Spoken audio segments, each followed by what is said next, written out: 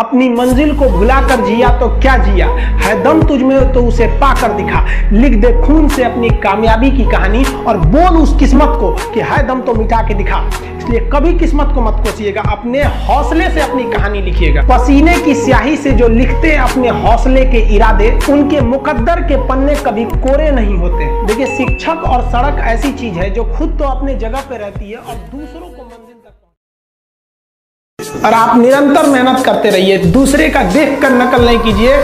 सीढ़ियां उन्हें मुबारक हो जिन्हें छत तक जाना है। आपकी मंजिल आसमान है, रास्ता आपको खुद बनाना है। अपनी मंजिल को भुलाकर जिया तो क्या जिया, है दम तुझ में तो उसे पाकर दिखा। लिख दे खून से अपनी कामयाबी की कहानी और बोल उस किस्मत को, है दम तो मिटा के दिखा।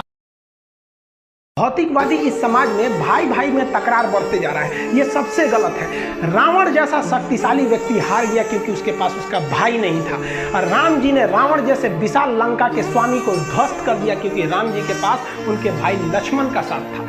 इसलिए आप भाई भाई एक होकर रखिए। बड़े भाई का कुछ कर्तव्य होता है, आपको सबसे ज्यादा त्याग करना पड़ेगा। बड़े भाई का कहीं पे भी घर में कहीं पे भी पैसे लगेंगे तो ज्यादा लगेंगे, मेहनत ज्यादा लगेगा, सब कुछ आपको ज्यादा करना पड़ेगा। ये दुनिया का दस्तूर। और छोटे भाइयों और छोटे बहनों को भी याद रखना चाहिए कि हम अपनी जुबान का इतना गलत इस्तेमाल ना करें कि बड़े भाई या माँ बाप को बुरा लगे। वो भले आपको कितना डांटे, लेकिन आप अपने आप के लिए एक लेवल बना के रखिए कि ये इतना लेवल के आगे नहीं जाएंगे हम। कुछ लोग भाई, बड़े भाई माँ बाप का जवाब दे देते, कहते ये करो, कहते नहीं करेंगे, क्या करेंगे। हद है भाई साहब, कोई कुछ नहीं करने वाला है इस दुनिया में। मर भी जाओगे तो कौन पूछता है। एक तारा टूट जाने से आसमान सूना नहीं होता, लेकिन संस्कार विहीन व्यक्ति जानवर की तरह। अगर आपको काबिल बनना है ना, बाज की तरह उड़ना है, तो बार बार बोलते हैं इन तितलियों का साथ छोड़ दीजिए, क्योंकि 10 साल बाद लोग आपसे मिलेंगे ना तो पूछेंगे तुम्हारी हैसियत क्या है, तुम कितना कमाते हो। ये नहीं पूछेंगे तुम्हारी गर्लफ्रेंड थी कि नहीं थी। क्या समझ में आ गया? ये सब टेम्परेरी चीज होते हैं, सभी सब हटाइए ये सब चीजों को। जिस दिन आपको जिस दिन रियलिटी समझ में आएगी ना, उस दिन कोई बोल, हम आपको क्या बोले। आज जिनको आप सब कुछ खोकर पाने की तमन्ना रखते हैं, एक वक्त आएगा जब वो मुफ्त में मिलेंगे तो आपको मंजूर नहीं होगा। ये सब चीजें फालतू होती है, लेकिन अभी उम्र की गलती होती है। उम्र के बाद सब सुधर जाते हैं। कृष्ण भगवान का भी एक उम्र था जब गोपियों के पीछे घूम रहे थे। एक उम्र आया, भाड़ में गई गोपियां, मारा देखे महाभारत करा के रख दिया। कृष्ण भगवान तब तक नहीं कहलाए जब तक उन्होंने गोपियों का साथ नहीं छोड़ा, तब तक वो केवल कन्हैया कहलाते थे।